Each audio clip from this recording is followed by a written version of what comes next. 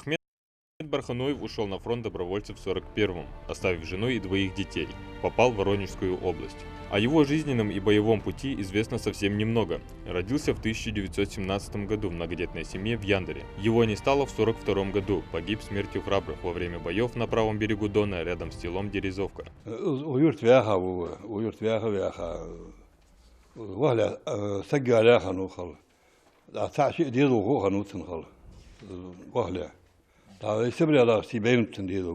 Правый обрывистый берег Дона тогда был покрыт снегом.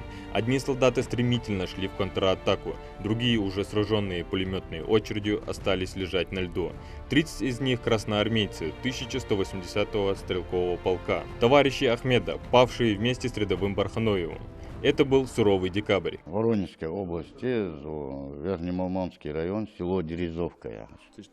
Всегда вела память, Никдыцин, счет код 9 мая, Вахахану, Соцвич, Царвиха.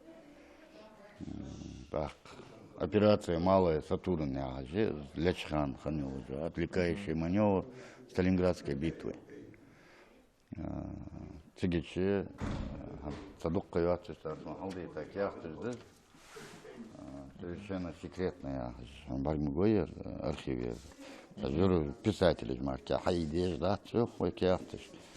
Ухту язвя, 36 человек, первый дон пройти, 36 не при заязвя, первый прорвался на правый берег Дона, Барханоев Ахмед Мустабиевич,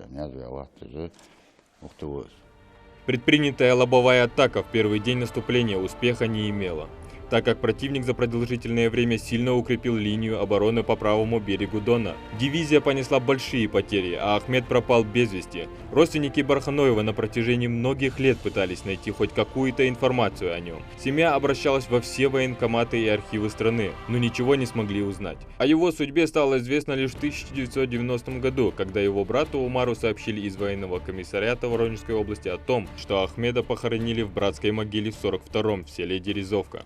В 1939 году армию Хасагу, и с тех пор без вести Хануэр. Так, что хазами алыжлох, того баширава, лихарер кяхтыш, поезд разные инстанции. Их в Воронеже довела вал братская могиле, Хомбе, всегда халыртва.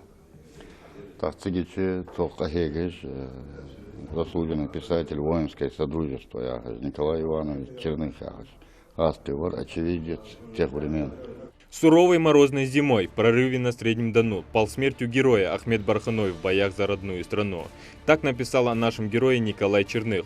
А сегодня, спустя почти 75 лет после Великой Победы, Ахмед Барханоев стал лицом победы наравне с остальными боевыми товарищами. Акцию с одноименным названием запустил Музей Победы. Она признана стать крупнейшим международным банком фотографий и личных историй миллионов защитников Отечества, кто внес бесценный вклад в победу над фашизмом. С каждым днем база музея пополняется новыми лицами победы и новыми историями. Адам Гулоев, Новости 24.